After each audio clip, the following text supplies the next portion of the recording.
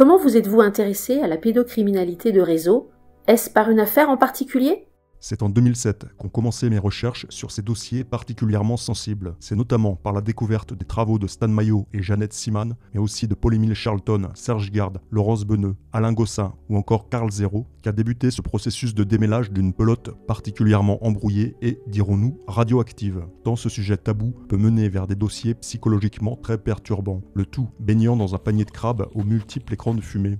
Il fallait donc suivre le fil, faire preuve de discernement et bien s'accrocher pour entreprendre cette descente vers les arcanes, tout en s'assurant de pouvoir en remonter aisément sans y sombrer.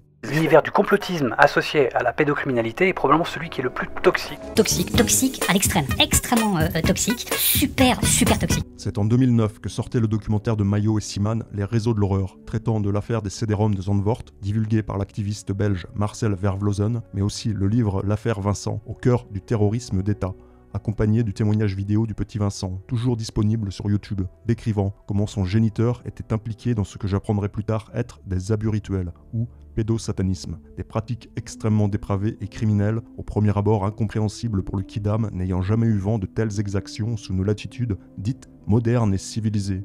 Bien évidemment, la découverte du témoignage des enfants du juge Roche, de l'affaire Allègre, ainsi que l'investigation de Pascal Justice intitulée Viol d'enfants, la fin du silence, et le débat historique qui a suivi la diffusion de ce documentaire sur France 3 ont été un électrochoc pour moi. Comme pour beaucoup, ce fut alors une motivation supplémentaire pour tenter de comprendre l'incompréhensible. Horreur et injustice semblant être systémiques dans mon pays, aujourd'hui, tristement et honteusement surnommé Pédoland.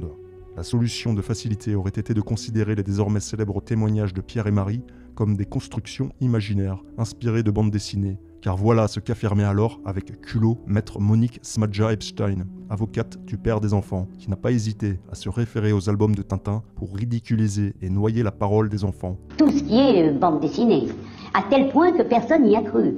Nous parlons là de descriptions d'activités sectaires avec viol en réunion et sacrifices rituels d'enfants, relevant de la boucherie. La mère a dû fuir à l'étranger avec ses 2 enfants, faute de pouvoir trouver justice au pays dit des droits de l'homme. Petit à petit, j'ai déroulé la pelote en faisant des recherches à l'international. C'est notamment la découverte du témoignage de Cathy O'Brien aux États-Unis qui a été pour moi un déclencheur, ouvrant l'étude du sujet du contrôle mental basé sur les traumatismes et les états dissociatifs, ses sombres motivations, ses méthodes hautement coercitives et ses mécanismes psychologiques. Le choc est brutal, à la fois par la nature même des sévices poussés à l'extrême, mais aussi par l'impunité crasse dont semblent bénéficier les membres de ces réseaux, ou devrait-on dire de ce réseau, a priori intouchable. J'ai très vite compris que nous avions affaire ici à la boîte de Pandore, le sujet ultime qui permet de comprendre beaucoup de choses en ce bas monde.